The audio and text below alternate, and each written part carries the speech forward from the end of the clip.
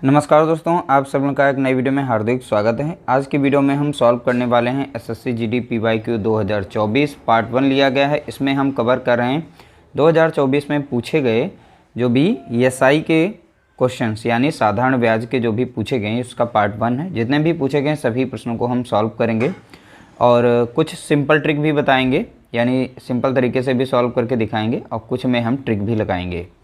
ठीक है, तो जैसे कि यहाँ पर है इसमें सिंपल और ट्रिक दोनों से बता देंगे। उसके बाद जो भी अन्य प्रश्न हैं जिसमें शॉर्ट ट्रिक का ज़रूरत है, यानी कि देखिए जिसमें आपका समय बचे हम उस मेथड से सिखाने का प्रयास कर रहे हैं। तो चलिए वीडियो को स्टार्ट करें। पहला प्रश्न दिया गया है, किसी धन पर 40 वर्षों तक प्राप्त साधारण ब्याज उस धनराशि का 2/5 है, तो वार्षिक ब्याज दर कितनी है। तो देखिए पहले हम इसे ट्रिक के माध्यम से सॉल्व करके दिखाते हैं, उसके बाद हम सिंपल तरीके से बताएंगे कैसे आप इसे सॉल्व कर सकते हैं। देखिए यहाँ पर जो धन दिया गया, हमें धन नहीं पता है वो क्या है, ठीक है, लेकिन यहाँ पर बोला गया है उस धनराशि का, यहाँ पर साधारण ब्याज दिया गया, साधारण ब्याज दिया गया है उस धनराशि का कितना, यहाँ पर दिया गया 2/5।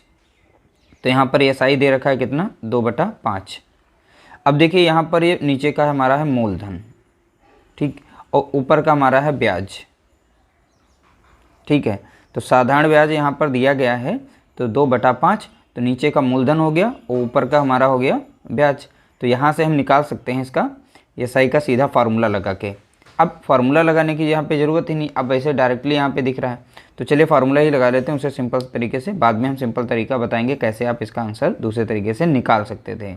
एसआई बराबर होता है पी यानी कि मूलधन, आर मीन्स दर और टी मीन्स समय, अपॉन में 100 रखा जाता है। ये होता है साधारण ब्याज का फार्मूला, इसे तैयार कर लीजिएगा। एसआई यानी साधारण ब्याज और पी मीन्स मूलधन, आर मीन्स दर और टी मीन्स समय और 100 लिखा जाएगा नीचे डिवाइड में, ठीक है। अब देखिए एसआई सिंपल इंटरेस्ट कितना है, और सिंपल इंटरेस्ट यानी अभी निकाला ब्याज कितना हमारा है, 2 यहाँ पर है तो 2 रख देंगे। पी हमें नहीं पता है, ठीक है, सॉरी यहाँ पे 5 था पी, तो 5 हमारा यानी पी मीन्स हो गया मूलधन, 5 हो गया। दर हमें नहीं पता है तो दर को वैसे लिख देंगे। और समय दिया गया है, समय कितना दिया गया है इसमें देखो, दिया गया है 40 वर्षों तक, ठीक है, कितना दिया गया है 40 वर्ष, अपॉन में रहेगा 100। 1 0 से 1 0 काटेंगे, 2 दूनी 4 कट जाएगा और 2 पंचे 10 कट जाएगा, 5 एकम 5 कटेगा, 5 एकम 5 कटेगा, 2 यहाँ पर है 2 यहाँ पर। अब ये गुणे में तो इधर आएगा भाग में, यानी 2 को 2 से भाग देंगे और यहाँ पर बचेगा आर, 2 कम 2 2 कम 2 कितना आ गया, 1 आ गया। तो यानी आर बराबर कितना हो गया, तो आप बताएंगे 1%। ऑप्शन डी हमारा यहाँ पर राइट आंसर हो जाएगा 1%। दर कितनी है तो बताएंगे 1%। अब चलिए सिंपल तरीके से बताते हैं कैसे सॉल्व करेंगे। किसी धनराशि पर हमें नहीं पता वो धनराशि क्या है, पी का अमाउंट, तो हम उसे 100 मान लेते हैं कि हमने मूलधन कितना माना, 100 माना।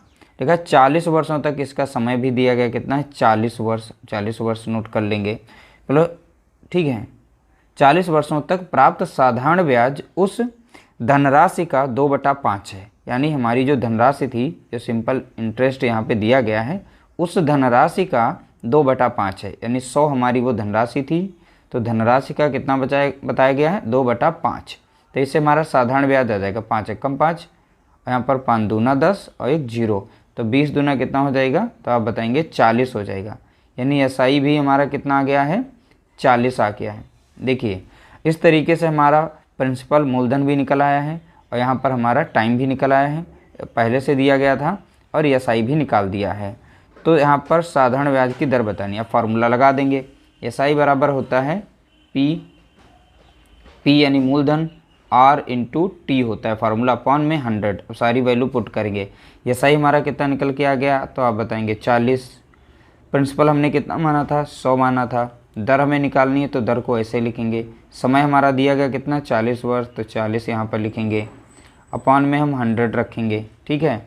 तो 100 से 100 काट देंगे, 40 यहाँ पर है 40 यहाँ पर है, तो अब देखिए गुणे में है तो डिवाइड में हो जाएगा, तो आर बराबर कितना हो जाएगा 40 हो गया, और ये 40 गुणे में था नीचे आ जाएगा, तो अपॉन में 40, तो 40 से कम 40, 40 से कम 40, तो आर बराबर कितना आ गया, तो आप बताएंगे 1%।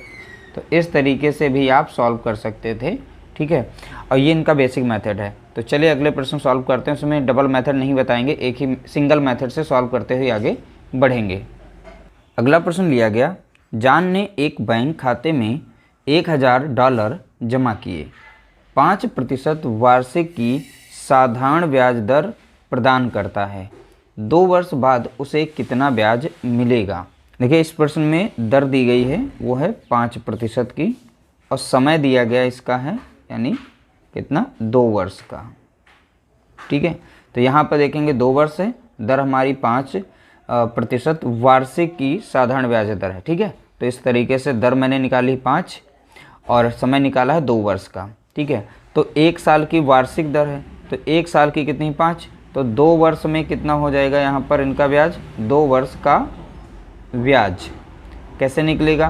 तो इसमें हम 5% और प्रति वर्ष का हर साल का समान होता है तो 1 साल का 5 है और 2 साल का कितना हो जाएगा 5 दूना 10 यानी 10% हो जाएगा 2 साल का। अब हम इसी 10% से ही आंसर निकाल लेंगे। तो 10% को जब हम फ्रैक्शन में लिखेंगे तो 10 बटा लिख सकते हैं 100। ठीक है, तो 10 में एक 0 यहाँ पर कटेगा, एक 0 यहाँ पे कटेगा। ठीक है, तो नीचे वाली संख्या यहाँ पर ऊपर का हमारा है ब्याज। ठीक है, यहाँ पर नीचे की संख्या हमारी है मूलधन। ठीक है, और यहाँ पर है हमारा ब्याज। अब देखिए 10 हमारा जब मूलधन है, मूलधन हमारा 10 है, अब ब्याज उसमें जुड़ जाएगा तो बन जाएगा क्या, मिश्र धन बन जाएगा, मिश्र धन बनेगा यहाँ पर। ठीक है, तो मिश्र धन हो गया। अब 10 में 1 जोड़ेंगे कितना हो गया 11। तो देखिए इस तरीके से हमारा मिश्र धन बन गया 11, मूलधन कितना हो गया 10। इन दोनों के बीच में अंतर कितने का, 1 का अंतर है, वो है हमारा ब्याज। ठीक है, तो ये है साधारण ब्याज। अब देखिए यहाँ पर क्वेश्चन में दिया गया जॉन ने एक बैंक खाते में 1000 रुपये जमा किए, तो यानी मूलधन उनका कितना है 10 यूनिट का मान दिया गया। ये हमारा हो गया मूलधन कितना है 10 और यहाँ पर मूलधन है कितना एक्चुअल में 1000 रुपये जमा किए थे, सॉरी $1000। तो 1 यूनिट का मान यहाँ से निकाल सकते हैं। तो 1000 को हम डिवाइड कर देंगे 10 से तो कितना आ जाएगा, 1 यूनिट का मान कितना आ जाएगा $100 आ जाएगा। 1 यूनिट का कितना आएगा $100। और यहाँ पर अंतर भी देखेंगे कितना आ रहा है ब्याज का, तो मूलधन 10 था और मिश्र धन 11 है, तो दोनों के बीच में अंतर कितने का आ रहा था 1 का, और 1 का मैंने निकाल लिया। 1 यूनिट का मान कितना होता है $100, तो 1 यूनिट डॉलर मतलब 1 यूनिट का बराबर कितना हो गया $100 हो गया। तो बस इसका राइट आंसर कितना हो जाएगा $100, क्योंकि साधारण ब्याज ही पूछा गया था ना, कितना ब्याज मिलेगा। अब ब्याज का मैंने मान निकाल लिया यहाँ पर 1 यूनिट बराबर कितना $100। तो ऑप्शन हमारा यहाँ पर सही हो जाएगा, ऑप्शन सी राइट आंसर हो जाएगा। अगला प्रश्न लिया गया, एक निश्चित धनराशि पर 13% की वार्षिक दर से, तो रेट हमारी कितनी दी गई है, तो आप बताएंगे 13% वार्षिक दर से 5 वर्षों में। अब समय दिया गया यहाँ पर कितना है 5 वर्ष दिया गया है। ठीक है, वर्षों में 2275 रुपये साधारण ब्याज प्राप्त होता है, यानी यहाँ पर एसआई दे रखा है यानी साधारण ब्याज, तो कितना है 2275। ठीक है, वह धनराशि ज्ञात कीजिए, हमें धनराशि बतानी है। तो देखिए हम यहाँ रेट से ही निकाल लेंगे। तो 1 साल का यहाँ पर साधारण ब्याज कितना है यानी दर कितनी है 13% की, और 5 साल में कुल हमारा प्रतिशत कितना बन जाएगा, तो देखेंगे 5 वर्षों में साधारण ब्याज यानी एसआई इनका कितना बनेगा, तो 1 वर्ष का कितना है यहाँ पर 13% है। ठीक है, 5 वर्ष में कितना हो जाएगा 5 से गुणा कर देंगे तो कितना बन जाएगा 13 × 5 65% हमारा साधारण ब्याज बनेगा। अब ब्याज से ही बना लेते हैं, हम निकालेंगे यहाँ पर मूलधन भी। ठीक है, तो देखिए फ्रैक्शन वैल्यू इसकी बनाएंगे तो 65 बटा कितना हो जाएगा 100, 5 से कट जाएगी, 5 × 5, 5 × 3 15 और 5 दूना 10। तो हमारा मूलधन कितना है यहाँ पे 20 और उस पर ब्याज मिल रहा है कितना 13 मिल रहा है। तो यहाँ पर लिख लेते हैं मूलधन और ये है हमारा मिश्र धन। तो मूलधन हमारा कितना है 20, और अगर हम ब्याज जो है मूलधन में जोड़ देते हैं तो हमारा मिल जाता है मिश्र धन। तो 20 में 13 को जोड़ेंगे कितना मिलेगा 33 मिलेगा। तो 33 हमारा हो गया मिश्र धन, मूलधन हमारा कितना हो गया 20। अब बीच में अंतर कितने का दिख रहा है, तो अंतर दिख रहा है 13 का, तो 13 हमारा हो गया यहाँ पर साधारण ब्याज। ठीक है, क्या हो गया साधारण ब्याज हो जाएगा, ध्यान रखिएगा यहाँ पर। ठीक है, तो साधारण ब्याज यहाँ पर हमने निकाल लिया है। और साधारण ब्याज यहाँ पर पैसों दिया गया रुपयों में, देखो 5 वर्षों में 2275 रुपये साधारण ब्याज प्राप्त होता है। तो यानी यहाँ पर 13 यूनिट का मान दिया गया, 13 यूनिट बराबर कितना हो जाता है, तो आप बताएंगे 75, 1 यूनिट बराबर कितना हो जाएगा 2275 को डिवाइड करेंगे 13 से। अब 20 यूनिट का मान पूछा है, देखो वह धनराशि क्या है, और धनराशि हमारी मूल जो है हमारी 20 यूनिट यहाँ पे दी गई है। मूलधन कितना है 20 यूनिट, तो हम 20 यूनिट का डायरेक्टली निकाल देंगे यहाँ से। तो यानी 2275 को डिवाइड करेंगे 13 से और 20 यहाँ पर से गुणा कर देंगे। अब इसको सॉल्व कर देंगे, हमारा आंसर आ जाएगा 13 कम 13 और 13 कम 13 लग जाएगा 13 सती 91 और यहाँ पर बचेगा कितना 6 और 13 पचे 65, यानी 175 बार में 2275 कट जाएगा। ठीक है, तो यहाँ पर बचेगा कितना 175 गुणा 20 हो जाएगा। अब इन दोनों का गुणा करेंगे तो 2 पंचे 10 का 0 1 आया, 2 से 14 15 के 5 2 कम 2 3, यानी 3500 आ जाएगा। तो हमारा मूलधन क्या है, तो आप बताएंगे 3500। इसका राइट आंसर हो जाएगा ऑप्शन सी, यहाँ पर करेक्ट आंसर होगा। अगला प्रश्न दिया गया, एक व्यक्ति ने 24% वार्षिक दर पर साधारण ब्याज पर कुछ धनराशि ऋण पर दी। यदि 5 वर्षों में प्राप्त ब्याज ऋण पर दी गई धनराशि से 1200 रुपये अधिक हो तो ऋण पर दी गई धनराशि कितनी है। तो देखिए बहुत ही सिंपल सा क्वेश्चन है, इसमें भी देखेंगे तो रेट हमारी कितनी है, तो आप बताएंगे 24%, यानी दर यहाँ पर कितनी है 24% दी गई है। समय इसमें लिया गया है कितना, देखिए 5 वर्षों में प्राप्त ब्याज, तो समय कितना है 5 वर्ष दिया गया है। ठीक है, कितना है समय 5 वर्ष। तो यहाँ पर देखिए वार्षिक दर कितनी है 24% है यहाँ पर, और 1 साल की 24 है तो 5 साल की कितनी हो जाएगी, तो 5 वर्ष में ब्याज कितना होगा 5 वर्ष का ब्याज। ठीक है, तो 5 वर्ष का ब्याज कैसे निकालेंगे, 1 वर्ष का कितना है 24, 5 वर्ष का निकालें तो 5 से गुणा करेंगे तो कितना मिल जाएगा हमें 120 मिल जाएगा, 120% मिलेगा इसका साधारण ब्याज। ठीक है, तो 1 वर्ष का 24 है तो 5 वर्ष का कितना हो जाएगा 120, यानी 24 से 5 को गुणा करेंगे। अब इस 120% को हम हटा के यहाँ पे साइन हटा के नीचे बटे में लिख देंगे 100, 0 से 0 जाएगा, 2 पंजे 10 और 2 छंग 12, यानी यहाँ पर इसका मूलधन इतना हो गया, मूलधन 5 है और ब्याज इसका कितना हो गया, तो देखेंगे यहाँ पर 6 हो गया। ठीक है, तो इस तरीके से यहाँ पर है। अब इसके बाद यहाँ पर हम नोट कर लेते हैं इसमें मिला हुआ यानी अधिक बोला गया था, एक और चीज़ यहाँ पे छिपी हुई थी, तो बोला गया ऋण पर दी गई धनराशि से 1200 रुपये अधिक हो, तो यानी यहाँ पर देखिए अधिकारी संख्या, तो पहली हमारी मूलधन हो गई, ऊपर की हमारी क्या हो गई यहाँ पर मिश्र धन। तो मूलधन हमारी कितनी है, यहाँ पर 5 यूनिट आया है और हमारा मिश्र धन जो यूनिट बना है यहाँ पर कितना है 6। अब इसमें अंतर देखेंगे कितने का है, तो 1 का, तो ये हमारा बनेगा यहाँ पर साधारण ब्याज, यही हमारा क्या है साधारण ब्याज बनेगा। ठीक है, तो यहाँ पर देखिए मूलधन हमारा 5 था, अब मिश्र धन कितना है 6, दोनों का डिफरेंस यानी अंतर कितना आया 1 का अंतर आया, तो यही हमारा क्या है साधारण ब्याज। अब 1 का अंतर देखो दिया गया कितना रुपया अधिक है यहाँ पर 1200, जो भी अंतर है दोनों का वो 1200 के बराबर दिया गया, 1 यूनिट बराबर कितना दिया गया है 1200 दिया गया है। ठीक है, अब पूछा क्या है, तो ऋण पर दी गई धनराशि, तो ऋण पर धनराशि कितनी दी गई थी 5 यूनिट दी गई थी, यहाँ पे 5 है मूलधन में। ठीक है, तो बस 5 यूनिट का मान यहाँ से निकाल देंगे हम, तो 1200 गुणे कितना हो जाएगा 5, तो 12 पंचे हो जाएगा 60 और 2 जीरो, यानी यहाँ पर 6000 इसका मूलधन आ जाएगा। तो राइट आंसर हो जाएगा ऑप्शन सी, हमारा यहाँ पर करेक्ट आंसर होगा। अगला प्रश्न लिया गया, आप प्रश्न देख सकते हैं यहाँ पे शिफ्ट वाइज सब कुछ दिया गया है, यहाँ पर पूछा गया है। जॉन ने एक बैंक खाते में $1200 जमा किए, 4 वर्षों बाद उस खाते में कुल धनराशि $1400 हुई। उस धनराशि पर साधारण ब्याज की वार्षिक दर ज्ञात कीजिए। देखिए यहाँ पर इनका जो मूलधन था, मूलधन कितना है इनका, यानी $1200 है इनके।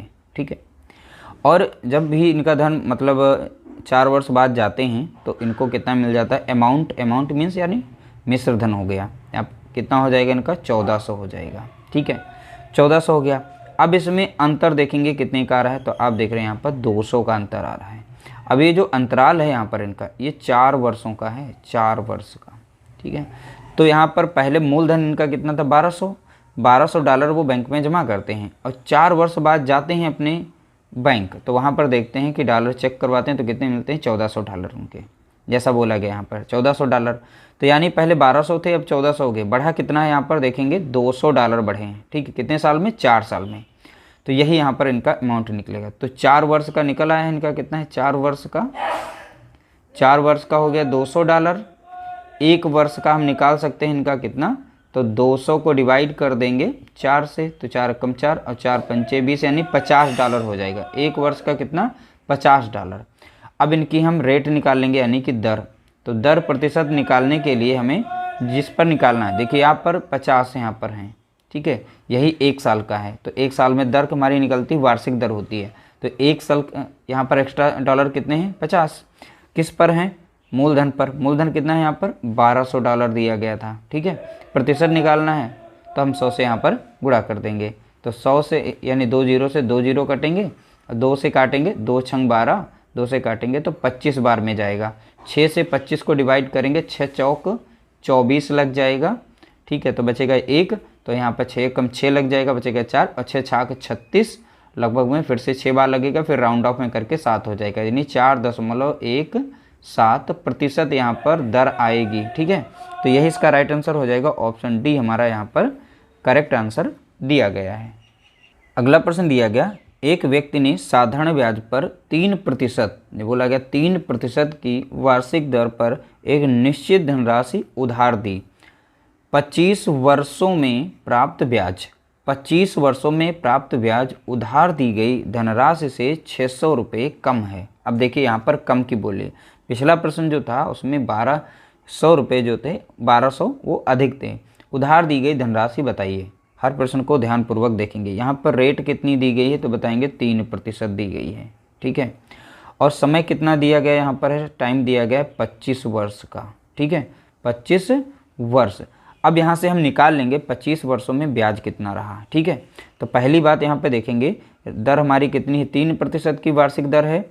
समय हमारा कितना है 25 वर्ष का, तो 25 वर्षों में, तो 25 वर्षों में देखेंगे हमारा ब्याज कितना होगा, 25 वर्षों का ब्याज।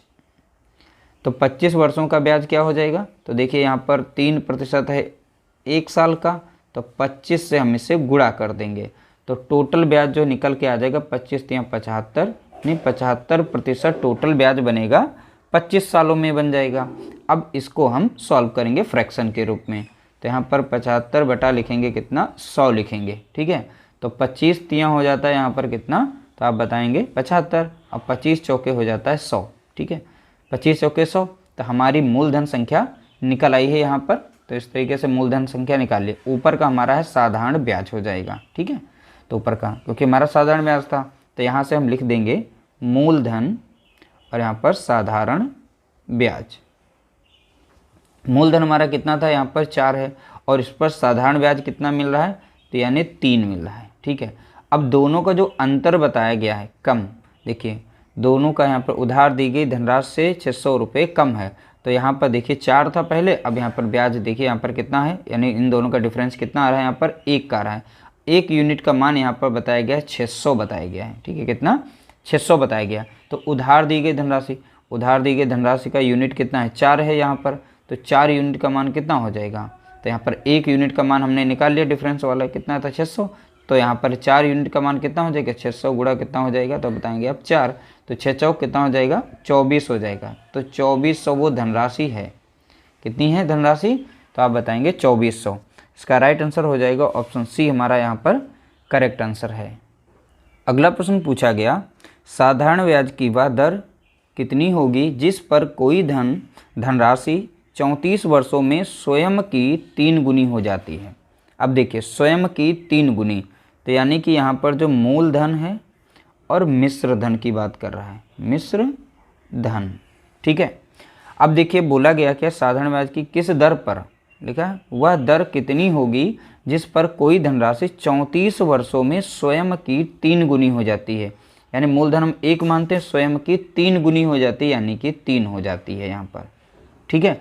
तो स्वयं की 3 गुनी, तो मूलधन का 3 गुना यहाँ मिश्रधन हो गया। अब यहाँ पे दोनों का देखेंगे अंतर कितना मिल रहा है, 2 का डिफरेंस मिल रहा है, ठीक है। और यहाँ से यहाँ तक का कार्यकाल कितना है, समय टोटल कितना लगा इनका 34 वर्ष का लगा है, ध्यान रखिएगा 34 वर्षों में स्वयं का 3 गुना, तो 34 वर्षों में स्वयं का 3 गुना हो गया यहाँ पर, ठीक है। तो दर अब हम निकाल सकते हैं यहाँ पर। तो दर प्रतिशत कैसे निकालेंगे, देखिए ब्याज जो दिया गया यहाँ पर है, अब ये दिया गया है 2 यहाँ पर, तो ये कितने का अंतर दिया गया है? 34 का। 34 वर्षों का ब्याज कितना है? 2। ठीक है, 34 का 2 है, तो 1 साल का कितना हो जाएगा? यहाँ पर 34 वर्ष का ब्याज कितना है? तो आप बताएंगे 2। तो 1 वर्ष का ब्याज कितना हो जाएगा? तो इस 2 को डिवाइड करेंगे किससे? 34 से डिवाइड करेंगे। ठीक है, 34 से डिवाइड कर देंगे तो देखिए यहाँ पर 1 वर्ष का निकल आया है। ठीक है, और यहाँ मूलधन हमारा 1 ही था तो नीचे रखने की ज़रूरत नहीं, इसलिए यहाँ पर 2 बटा यहाँ पर 34 लिख देंगे और सीधा इसका हम 100 से गुणा कर देंगे तो इसका दर निकल आएगा। ठीक है, दर प्रतिशत निकल आएगा। तो 2 कम 2 कटेगा, 2 कम 2, 2 सते 14। अब यहाँ 17 से 100 को भाग देंगे, 17 से 100 को भाग देंगे, 17 पचे लग जाएगा कितना? 85। अब बचेगा 15, यहाँ पर दशमलव लगा देंगे, 17 अट्ठे लगा देंगे, 136 लग जाएगा 150 में। तो 17 अट्ठे 136, और फिर से यहाँ से माइनस करेंगे 14 बचेगा, फिर से 17 अट्ठे लगा देंगे 36, यानी 5 यहाँ पर 8% आ जाएगा। इसका राइट आंसर होगा यहाँ पर ऑप्शन हमारा पहला करेक्ट आंसर होगा।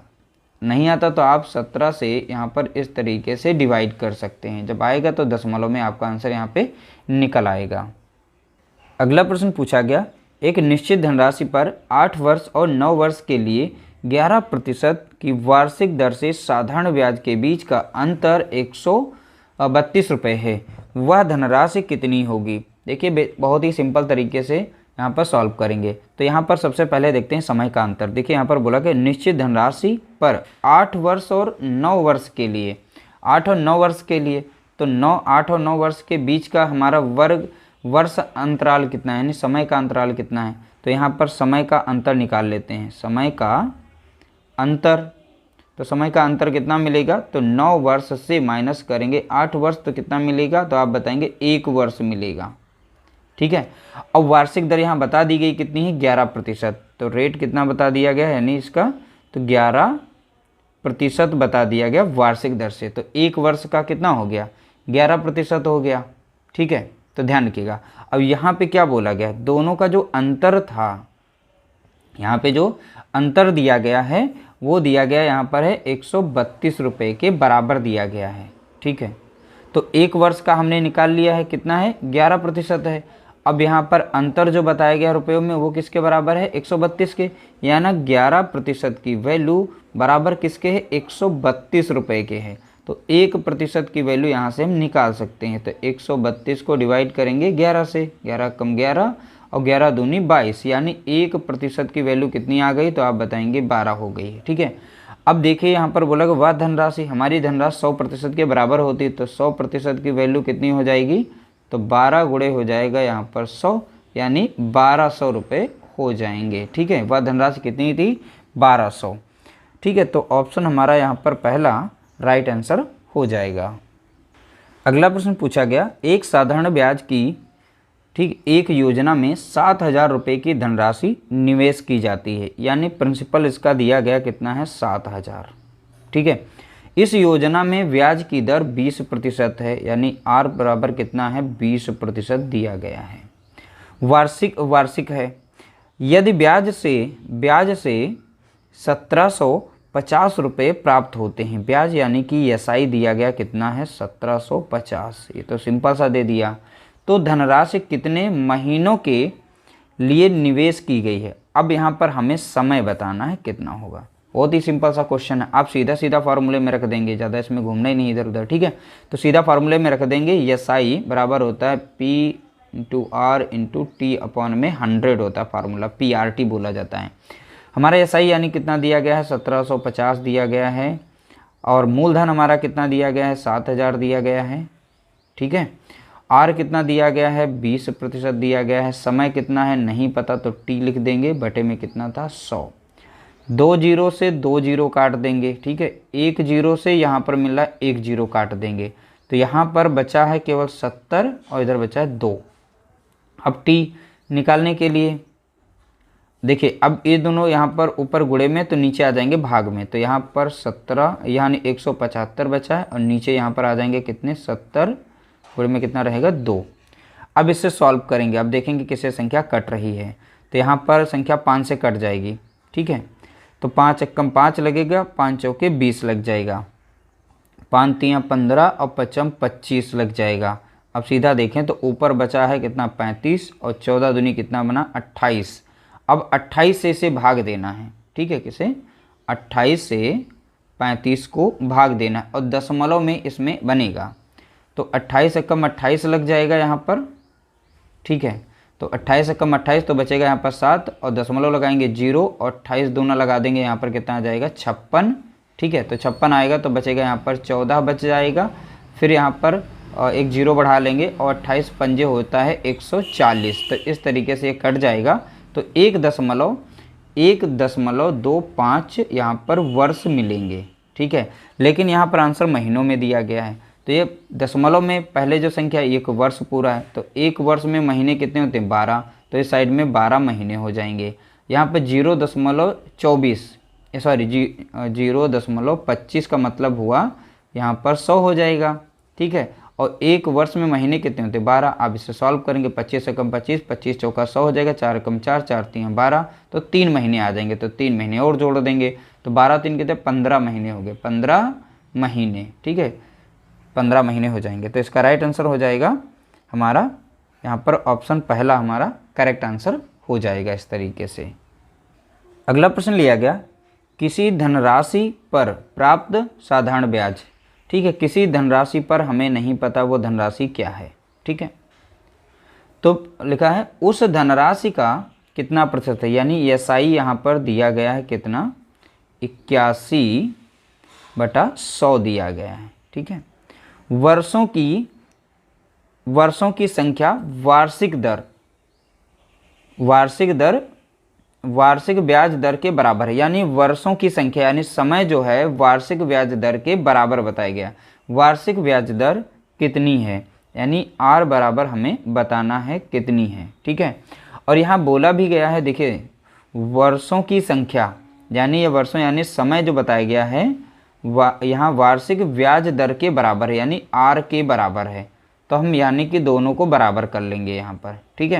यानी लिख सकते हैं दर बराबर दर, ठीक है, क्योंकि इसकी जगह पे हम रख सकते हैं दोनों को बराबर बताया गया है, ठीक है। अब देखिए यहाँ पर एसआई देखेंगे कितना है, ये अब सिंपल सा यहाँ पर जो हमारा मूलधन दिया गया है, ठीक है, तो ये मूलधन। अब इसमें बताया नहीं गया है वो धनराशि है कितनी, तो हम धनराशि को यहाँ पर देखिए फ्रैक्शन में दिया गया है हमारा एसआई, और बोला भी गया है धनराशि का, ठीक है। तो इसलिए हमें इसको कुछ ना कुछ मानना पड़ेगा।